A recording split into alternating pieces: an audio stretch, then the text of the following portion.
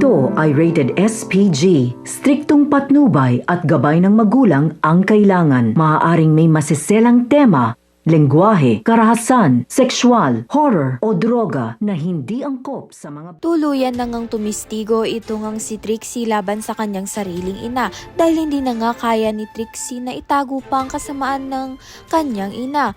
Pati na nga rin ang asawa niya ay tinalikuran na nga rin siya, lalong-lalo na ang attorney nga nito ni Patricia na binitawan ng ang kaso niya dahil hindi na nga nila kaya ang kasamaan nga nito ni Patricia at dahil dito hinatulan nga siya ng korte ng panghabang buhay. Ngunit hindi nga titigil itong si Patricia na makalaya nga sa kulungan nang marinig nga niya ang pulis nga na nagbabantay sa kanila na tila may tinatawagan nga at sinisingil nga ito.